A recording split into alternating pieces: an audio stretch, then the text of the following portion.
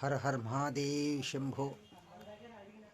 యక్షిణీ దేవతల కోసం యక్షిణీ దేవతలు కుబేర స్థానంలోనే యక్షిణీ దేవతలు ఉంటారు.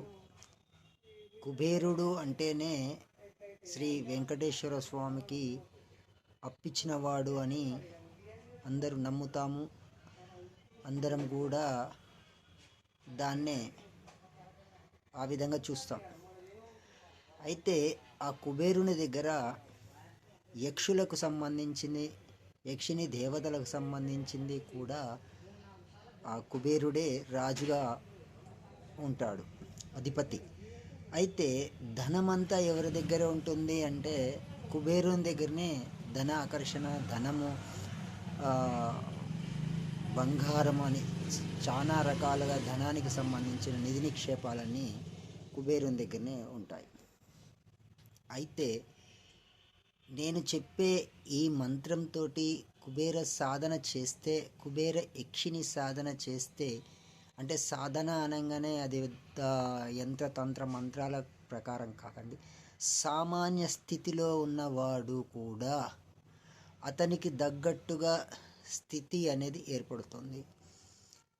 కోటీశ్వరు చేసేది వేరే విధానంగా మారుతుండొచ్చేమో, కానీ మామూలు వ్యక్తి దాన్ని జపరూపంలో రోజుకు 108 సార్లు అని కౌంటు లేకుండా మనకి ఏ విధంగా అయితే మనం చేయాలనుకుంటున్నామో ప్రతిరోజు నీకు టైం దొరికినప్పుడల్లా ఆ మంత్రాన్ని జపం చేస్తూనే ఉండాలి. పడుకునేటప్పుడు కూడా మధ్యలో మెలకొచ్చిన అదే మంత్రాన్ని ధ్యాన స్థితి అంటారు. ఇది ఈ స్థితిలో చేస్తే మనము మనసులో చేసేది చాలా గొప్ప సాధనగా ఆ మంత్రానికి శక్తి అనేది వస్తుంది. ఒకరోజు చేయండి, రెండో రోజు చేస్తుండండి, మూడో రోజు, నాలుగో రోజు, ఐదో రోజు, ఒక వారం చేసి చూడండి. మనకు కొద్దిగా ధనం అనేది డబ్బు రూపేణా ఏదో రూపాన మనకు రావడం జరుగుతూ ఉంటుంది. ఇది చేస్తే వస్తుందంటే సిద్ధి రావాలి, సిద్ధి పొందాలి. సిద్ధి పొందాలంటే అది నీకే సిద్ధి పొందినట్టుగాను తెలుస్తూ ఉంటుంది. ఎట్లా తెలుస్తుంది? సిద్ధి ఎట్లా పొందినాము? మనకి ఏ గురుపదేశం ఇవ్వలేదంటే ఎవరైతే చెప్తున్నారో వారినే గురువుగా భావించుకొని చేసుకోవచ్చు. లేదు అంటే మీ ఇంట్లో శివలింగం అనే ఉన్నప్పుడు శివాలయానికి వెళ్ళి చేసుకోవచ్చు. మీ ఇంట్లో దేవుడి ముందర కూడా ఈ విధంగా ఏ మంత్రాన్ని చేసుకోవచ్చు. ఇది చిన్న మంత్రం, చాలా పవర్ఫుల్ అయిన మంత్రం. ఇది ప్రతి ఒక్కరూ కూడా పాటించవచ్చు. గురువులు కూడా పాటించవచ్చు, శిష్యులు కూడా పాటించవచ్చు, సాధారణ వ్యక్తులు పాటించవచ్చు. ఏ పని చేసేవారైనా కూడా ఈ మంత్రాన్ని అనుక్షణం అనేది దీన్ని పాటిస్తుండాలి. ఎవరితోటైనా మాట్లాడాలి. ఒక వ్యాపారం చేసే వ్యక్తి వ్యాపారానికి గిరాకీ వచ్చినప్పుడు వాళ్ళతో మాట్లాడి, వాళ్ళు పోయిన తర్వాత ఖాళీగానే ఉంటాడు కదా, ఆ పని చేసుకుంటూ అది మనసులో స్మరిస్తూ ఉండాలి. అలా స్మరించినట్టయితేనే దీనికి శక్తి అనేది అమోఘం ఉంటుంది. ఆ మంత్రం అంటే ఇదివరకు ఇచ్చాను మీకు, దాన్ని హోమంకి ఏ విధంగా చేయాలో కూడా చెప్పాను, చేసుకోవచ్చు. కానీ మీకు ఇది ఎంతవరకు అయితే మీకు మంచిగా అనిపిస్తుందో చూసిన తర్వాత హోమ ప్రక్రియకు వెళ్ళండి. అంతపడంతరం మీరు ఇది మననమే చేస్తుండండి. ఓం హ్రీం యక్షాయ కుబేరాయ ధన యక్షిణి ధనం స్వర్ణం దేహి వస్య కురు స్వాహ. ఇదే మంత్రాన్ని మీరు ఎనీ టైం చదువుతూ ఉండండి. మీకు డబ్బు రాబడి పెరుగుతూ ఉంటుంది, డబ్బు వస్తూ ఉంటుంది, మీరు ఆనందంగా ఉంటారు. ఎవరు ఏమొచ్చి ఏం చెయ్యరు, నేను వచ్చి మీకేం చేయను. మీకు చెప్పే మంత్రాన్ని పఠించండి.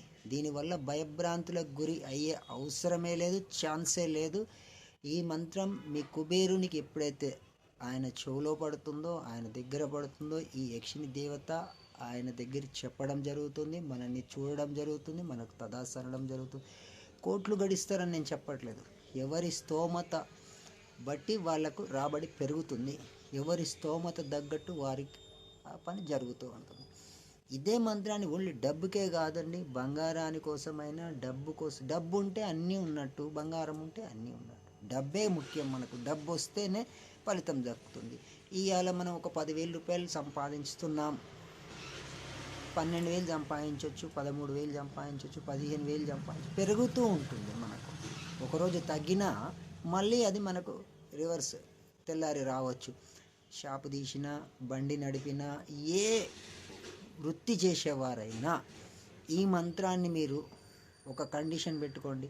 ఇది 11 రోజులు చదివిన తర్వాత చూడండి, 21 రోజు చదివిన తర్వాత చూడండి, 41 రోజు చదివిన తర్వాత చూడండి. ఇట్లా క్రమక్రమేణా పెంచుతుండండి.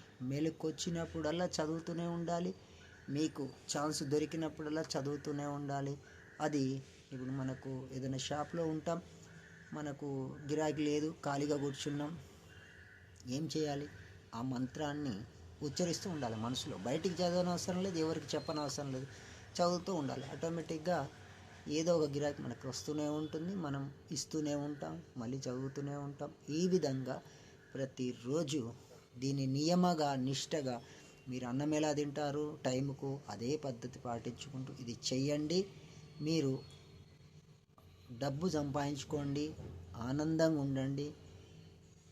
వేలల్లో ఉన్నోళ్ళు లక్షకు రండి, లక్షల్లో ఉన్నోళ్ళు 10 లక్షలు, 20 లక్షలు, కోటికి రావచ్చు.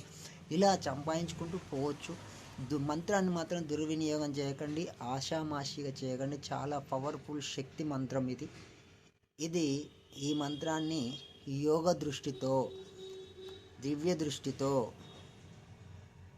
3 గంటలు ఏకధాటిగా ధ్యాన స్థితిలో ఉండి ఈ మంత్రాన్ని సాధించడం జరిగింది. ఆ మంత్రాన్ని అందరికీ కూడా పంచాలనే ఉద్దేశంతో చెప్పడం జరుగుతోంది. సర్వే జనా సుఖినో భవంతు. హర హర మహాదేవ్, శంభో శంకర.